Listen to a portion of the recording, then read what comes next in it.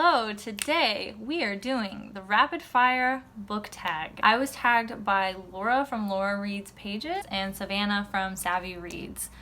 I really have not watched the videos yet because I kind of want these questions to be a surprise. I've seen someone else's, so I'm sort of aware of them, but I am not usually very concise, so I wanted to try to answer these quickly because it's a rapid fire book tag. So here we go. Question 1, ebook or physical book? Physical book, all the way. Always my favorite, except when I'm trying to sleep or in bed. I like the ebook because then I can adjust the brightness and lay on my side a lot easier. But for the most part, physical book. 2, paperback or hardcover? Ooh, controversial. I like paperbacks. Maybe that's not controversial in our community, actually, but I prefer paperbacks even on the shelves because it's just so much easier to hold, and the thing that I hate is having to take the dust jackets off as I read because I always worry that I'm going to lose it or ruin it, and paperbacks are just better. 3, online or in-store book shopping? In-store? Who likes online book shopping? Gross. Trilogies or series?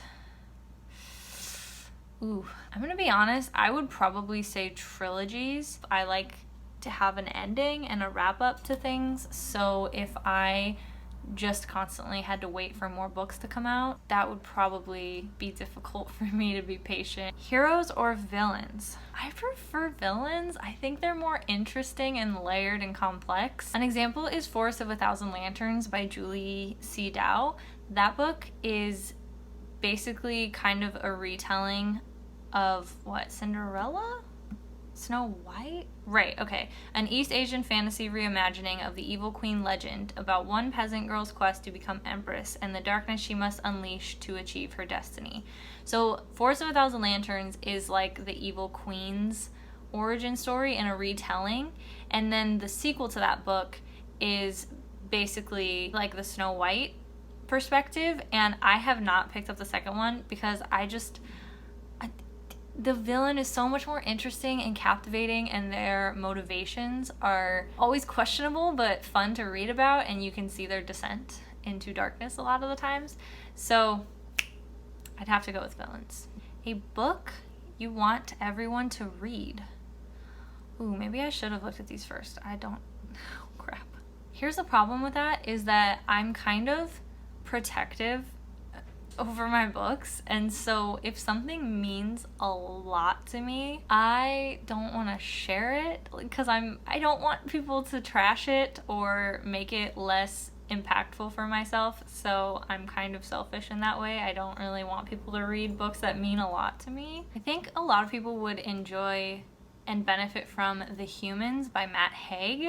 I'm currently rereading that, and it's really nice because it's kind of a body switching with an alien kind of type of book, but it's really neat to be able to see an outsider to Earth and humans see their thoughts and opinions about humans, because number one, it's hilarious. Matt Haig does such a good job inserting really great comedy in there, and also it helps you kind of see humans in less of a terrible light that I feel like a lot of times we do. I don't know about anybody else, but especially this year, I sometimes get really sad for humanity, and I'm not sure how or when it will ever get better. Reading The Humans has really helped me appreciate the little things that are good with people or people that are close to you, and I think that book,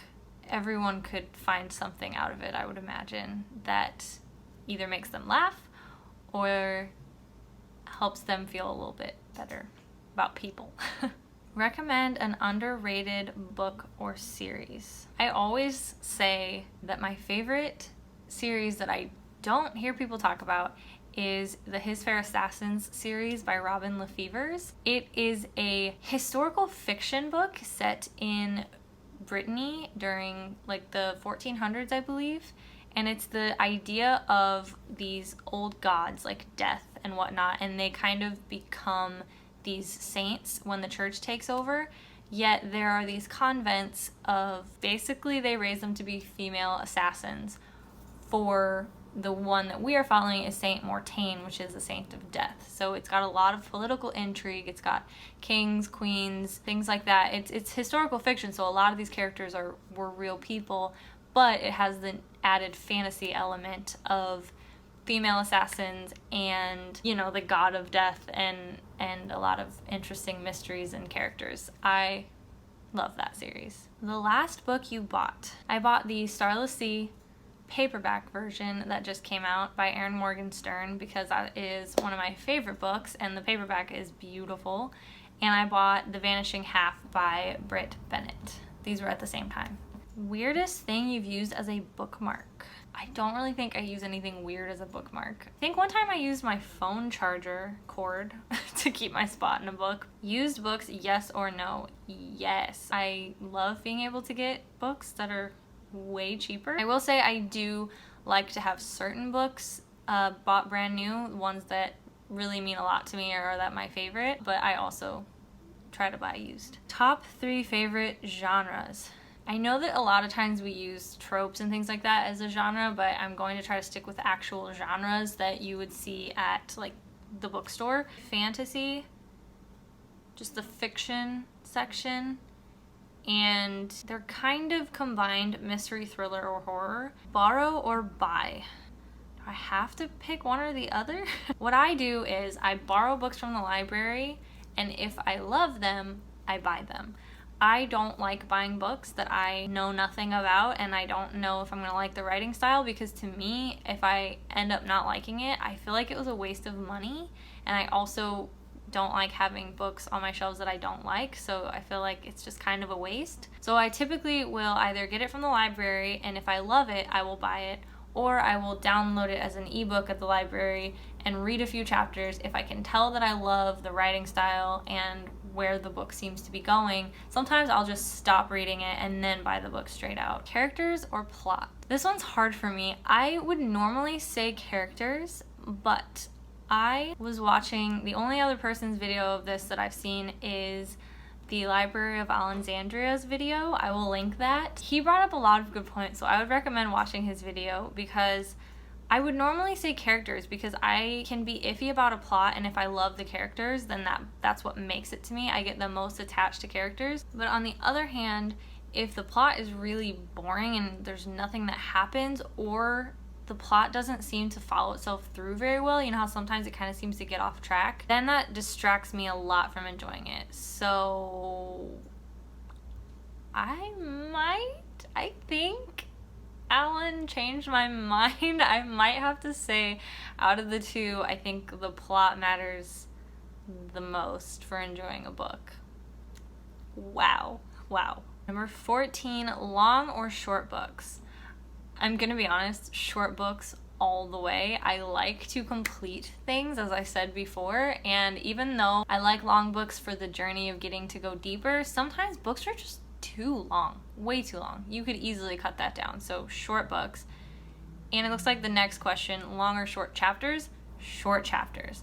If a book has short chapters, you can fly through the book, because every time you're like, oh, okay, cool, that was it? That was short. Let's keep going. I can do another chapter. Name the first 3 books you can think of. Oh, God.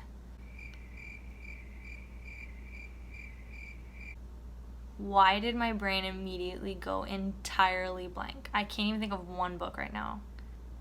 The Raven Boys by Maggie Stiefvater, City of Brass by S.A. Chakraborty, and The Night Circus by Erin Morgenstern.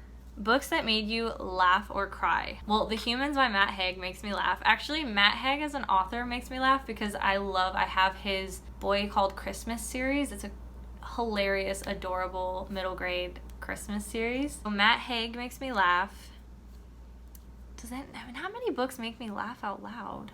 Oh, Hogfather by Terry Pratchett. That makes me laugh out loud. Apparently the Christmas things make me laugh out loud. But no, those were really funny ones. And books that make me cry. The 7 Husbands of Evelyn Hugo by Taylor Jenkins Reid. Also, I think we all are probably in the same boat, that A Monster Calls by Patrick Ness. That was rough. Our world or fictional worlds? Oh my God, is that even a question? Fictional worlds, 100%. I'm gonna ask my own question. Which fictional world? If it didn't include what happened in the books, I would want to live in Hobbiton in the Shire, as long as it's all full of peace. That is what my favorite fictional world would be, but I don't want to deal with all the other stuff that happens. Audiobooks, yes or no? Yes. I don't like audiobooks as my main source, but I do like to have audiobooks on to get more books read as I clean and cook and drive in the car. And in the shower, if you get like a portable shower speaker that's Bluetooth, then you can listen to audiobook during however long it takes for you to take a shower, and then that adds up too. Do you ever judge a book by its cover? Absolutely. Absolutely. Sadly, yes. Book to movie or book to TV adaptation? I would have to say book to movie. A movie or TV show you preferred to its book? Stardust by Neil Gaiman. I love the movie Stardust, and the book is really good too, but it's not as good as the movie in my opinion. Last question, series or standalone? I have to be honest, I think I would choose standalone, probably just because of the sheer amount of books that exist in the world and that I want to read. I feel like when I can get through standalones, I feel like I've gotten further along, whereas if I read a book in a series, it almost like doesn't check off in my head. It's more just like, oh, well, you still have this many books left in the series before you can say that you read that. So but I love series too, because you get to know the characters and stories for longer. I'm gonna say if you are thinking of it as like accomplishing things, I would rather have a standalone, but if you fall in love with characters and a plot, the series obviously is way better because you get more time with them. That's a cheating answer. Okay, Angela, you have to pick. I'm gonna say standalones. That one. And that's all. I don't know how long that took. That probably was not as rapid fire as I was wanting it to be.